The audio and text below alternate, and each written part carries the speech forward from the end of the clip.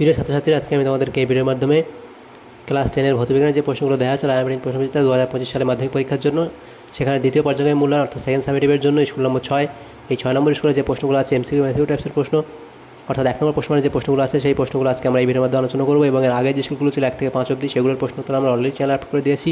তোমরা প্লেলিস্ট থেকে সেই প্রশ্ন উত্তর অবশ্যই দেখে নেবে। আজকে দেখো 6 নম্বর স্কুল, সেটা কি বলা আছে, হাবড়া গার্লস হাই স্কুল।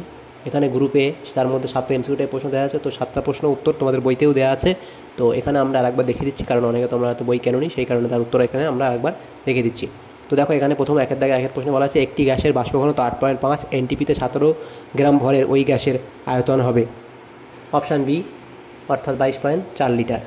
আচ্ছা, নেক্সট প্রশ্নে বলা আছে তাপ পরিবহন হয় কিসের পার্থক্যের জন্য, তাপ পরিবহন হয় কিসের পার্থক্যের জন্য, এটা হবে অপশান বি, অর্থাৎ উষ্ণতার পার্থক্যের জন্য। নেক্সট প্রশ্ন কি বলা আছে, বিওটি কোন রাশির পরিমাপে ব্যবহার করা হয়, বিওটি কোন রাশির পরিমাপে ব্যবহার করা হয়, এটা হলো অপশান এ, অর্থাৎ তড়িৎ শক্তি।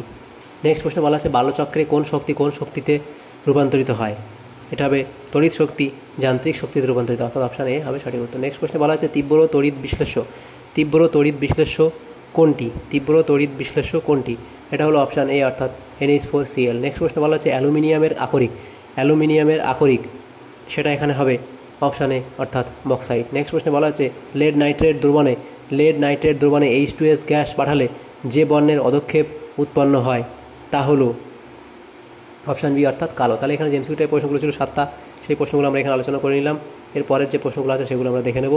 দেখো এখানে গ্রুপ বি এর মধ্যে যে প্রশ্নগুলো দেওয়া হয়েছে, 2 দাগের প্রশ্নে বলা আছে নিম্নলিখিত প্রশ্নগুলো উত্তর দেওয়া বিকল্প প্রশ্নগুলি লক্ষণীয়। প্রথম প্রশ্ন, এসটিপিতে 4 গ্রাম হাইড্রোজেন, 28 গ্রাম নাইট্রোজেন ও 44 গ্রাম কার্বন ডাইঅক্সাইডের মধ্যে কোনটির আয়তন বেশি? তো এখানে তোমাদের সঠিক উত্তর হবে 4 গ্রাম হাইড্রোজেনের আয়তন বেশি। তো 4 গ্রাম H2 এর আয়তন বেশি, এটা হবে 4 গ্রাম H2 এর আয়তন বেশি হবে। নেক্সট প্রশ্নে বলা আছে অথবা দিয়ে 2 মোল NO থেকে প্রাপ্ত NO2 এর এসটিপিতে আয়তন কত, এটা হবে 44.8 লিটার। নেক্সট প্রশ্নে বলা আছে অথবা দিয়ে, নেক্সট প্রশ্ন ছিল 2.2 দাগের প্রশ্ন, তাপ পরিবাহিতাঙ্কের এসআই একক লেখো, এসআই একক লেখো, এটা হলো W into metre inverse into kelvin inverse. তারপরে প্রশ্ন ছিল কঠিন ও গ্যাসের তাপীয় প্রসারণের একটি পার্থক্য লেখো, এটা হবে গ্যাসের তাপীয় প্রসারণ কঠিনের থেকে বেশি, গ্যাসের তাপীয় প্রসারণ কঠিনের থেকে বেশি,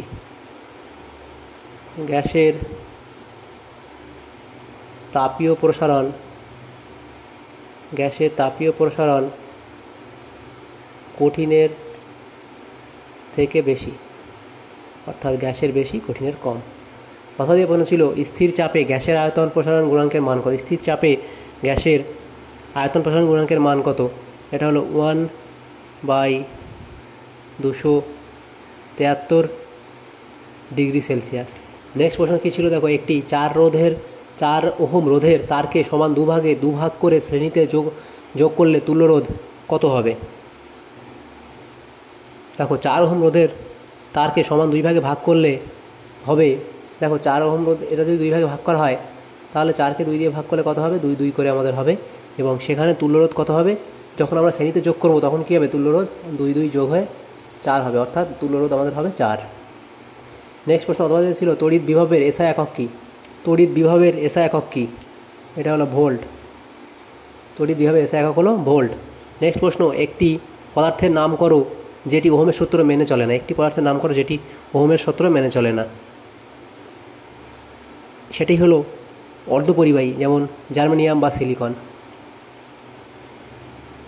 সিলিকন।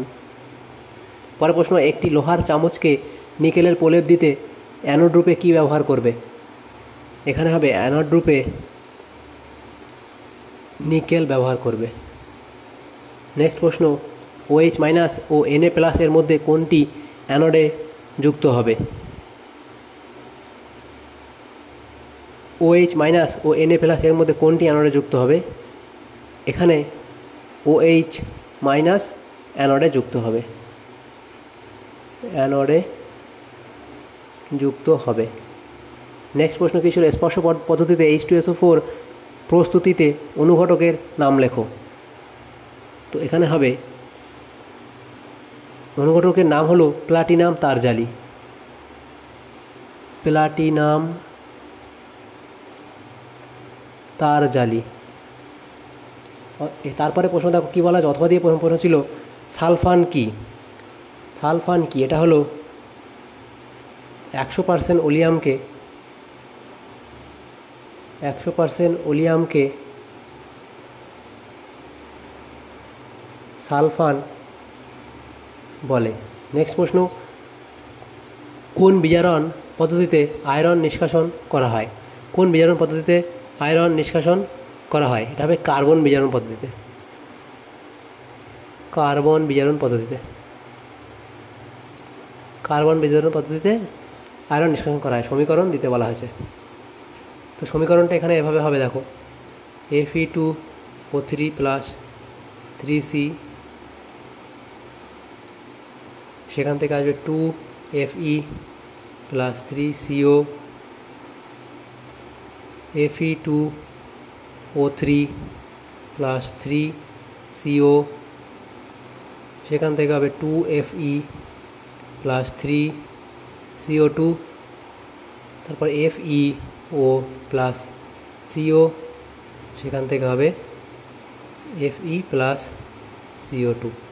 তাহলে দেখো এখানে যে প্রশ্নগুলো ছিল 6 নম্বর স্কুলের সমস্ত প্রশ্নের উত্তর আমরা আজকে এই ভিডিওর মধ্যে আলোচনা করলাম। তো যদি তোমাদের সামান্যতম উপকার আসে থাকে ভিডিওটা, তাহলে অবশ্যই লাইক করবে, বেশি বেশি করে বন্ধুদের সাথে শেয়ার করবে। আর পরবর্তী স্কুলের প্রশ্ন উত্তরগুলো পাওয়ার জন্য আমাদের চ্যানেলটাকে অবশ্যই সাবস্ক্রাইব করে রাখবে। Thank you, thanks for watching.